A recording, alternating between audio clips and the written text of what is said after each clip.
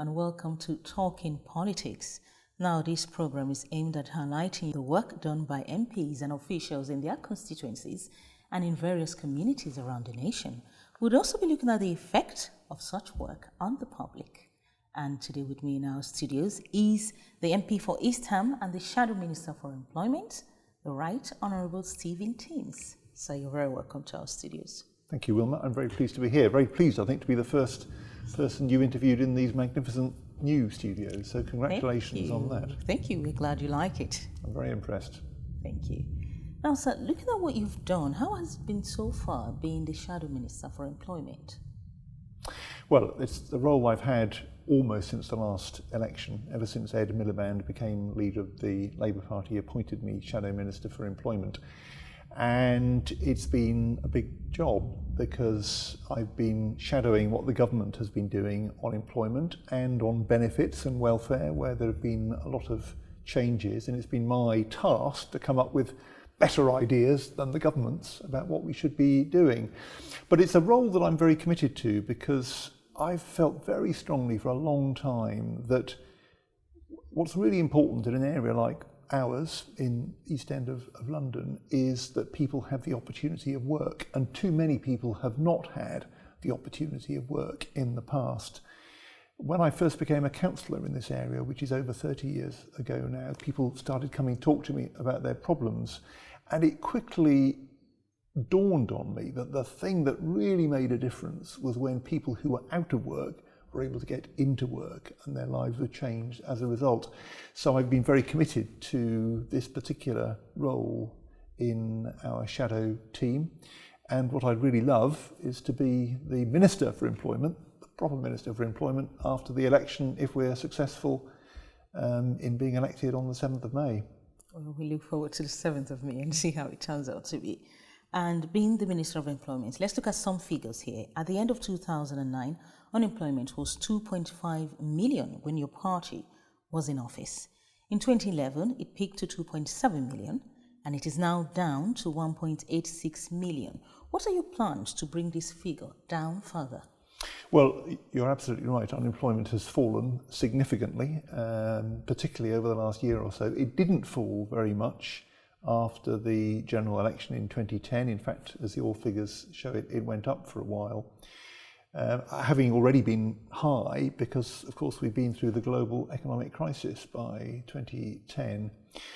But what I think is important is to look a little bit further into those headline figures. And one of the things that's most troubling for me, well, there are two things, but one in particular, is that youth unemployment in recent months has not been going down. In fact, it's been going up at a time when overall unemployment has been falling. The number of unemployed young people has been rising, and that's very troubling. I think it's a real worry that so many young people have not been able to get a proper start in employment, and many of them have been out of work for quite a long time, have never really got the chance of a proper job. So we're absolutely determined, if we're successful at the election, to tackle that. The other thing which is very striking is because we had a long period when unemployment was high, there's now a very large number of people who've been out of work for a long time. So long-term unemployment is high.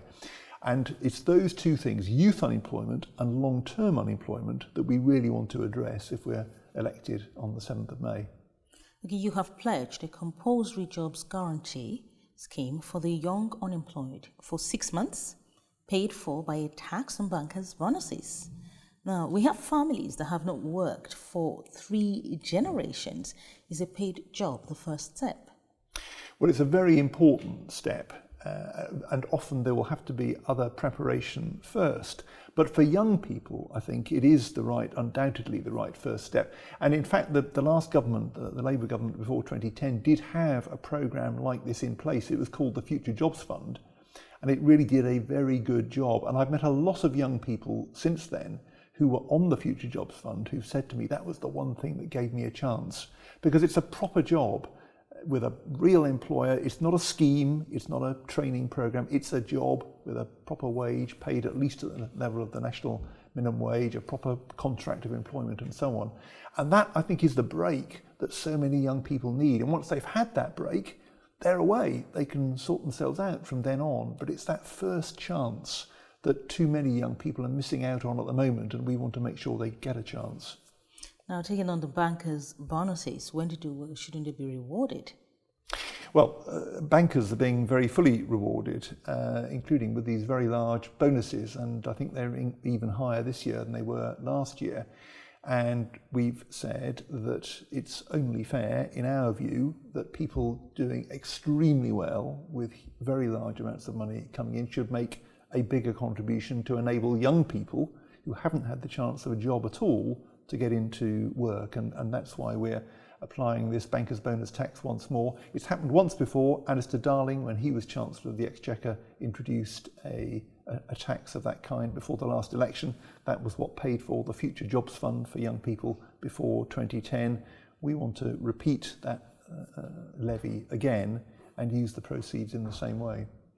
And let's look at some of the work you've done in the community. You've organised job fairs at West Ham United ground, attended by several hundred local people. Now, have there been any spin-off from these fairs? Well, I think there have been some very good connections made for local people in terms of getting jobs. We've done it 3 times now altogether, and each one has been bigger than the last. So they've been very, very popular. And what they've shown to me is just how much local people who are not in work are anxious to get a job. Sometimes the impression is given that people don't really want a job. Well, that's not my experience. I think people who are not in work are really very, very keen to get a job, and these fairs have given them some help. We haven't actually been able to work out exactly how many people have got a job coming out of the fair, because it's quite difficult to keep track on things. I mean, sometimes people might get a job arising from a conversation they had a couple of months earlier at a jobs fair. So we don't have figures on just how many people have got jobs, but the response to them has been very positive, both from people looking for work and also for the employers advertising jobs at the fairs as well. Let's go back to when you started in 1988, when you campaigned for an international station at Stratford. And this paved the way for the Olympics in London in 2012. Now, what other plans do you have for the Borough of East Ham and for communities nationwide if you become the future Minister for Employment? Well, the centrepiece of our employment policy is the job guarantee that you were just talking to me about. There are some other changes we want to make. We want to change the way the job centres work. We want to commission employment support on a more local basis. At the moment it's done on a very big regional basis, and I think that's one of the reasons it doesn't work very well. We want it to be done more locally. And that's a big programme for employment in government. But there are some very positive plans for this part of London, the East End of London, where I'm an MP. As you say, in 1988, I was the chair of Newham Council's Planning Committee, and I started the campaign to bring the international passenger station to Stratford on the Channel Tunnel rail link. Didn't look very promising at the time, but we eventually succeeded with that campaign, and it took over 10 years before the government agreed that the railway line, which we now call High Speed 1, should come through Stratford on the way to St Pancras, and there would be a station at Stratford. And that led to the possibility of an Olympic bid for the Raillands, Stratford Raillands, where the Olympic Stadium now stands. And I think, we are seeing a lot of further development on the Olympic Park following the success of the Games in 2012. And I think in this part of London, we can be quite optimistic about the future because of the things that are going on there. University College London is opening up a campus on the Olympic Park. Victoria and Albert Museum is setting up there. There are major employers. BT Sport has got its studio on the Olympic Park. Other enterprises coming along. The Financial Conduct Authority, the main financial regulator, is having an office, its headquarters built on the Olympic Park. And then alongside that, there are other projects going forward elsewhere, like, for example, the Asian Business Port Initiative, which is just really a few hundred yards from where we are at the LOVEWORLD studio, opposite London City Airport in the Royal Docks. That's aimed at Chinese banks and other businesses who want to set up offices in Europe, and London is a great place for them to come. And they reckon that they will create 20,000 jobs in this part of London once that project, that development is fully completed. So I think we can be optimistic about the prospects for this part of London particularly, but I'm, as you say, interested in what we can do across the country, and I hope that the reform plans that we're bringing forward will be seen by people as the right way forward for employment across the UK. Do you want to give us any of your plans for the country? Well, the job guarantee, number one, this new way of commissioning employment support. At the moment, the government has a thing called the work programme. There have been some good things about that, but on the whole, it's been disappointing. And I think one of the reasons is that they've just let very big regional contracts. We want to see more localised contracts, just a group of local authorities in an area working together, commissioning an employment support project with the Department for Work and Pensions, which can really help people in that local area to access the employment opportunities that are available in that locality. The government's programme has been particularly disappointing for people out of work on health grounds, people on employment and support allowance, and I believe we can do a much better job for them as well. And then the network of job centres will continue to be very important, as they always have been in the past. But we are worried that there's been too much of a focus in the job centres on punishing people, taking their benefit away from them. And there's been a lot of pressure put on job centre advisors to focus on sanctioning people, taking their benefits away. We think the focus should instead be on helping people, getting people who are out of work back into work, and I'm confident we can do a much better job. Do you think if you keep people on benefits, if you leave people to be on benefits for very long, don't you think that deters them from getting any work? I do. I think that's exactly the problem. And that's why our job guarantee will kick in for over 25s after 2 years of unemployment. So if you're still out of work, claiming job seekers allowance after 2 years, we will say, here's the guarantee of an offer of a job and hopefully a choice of 2 or 3 jobs.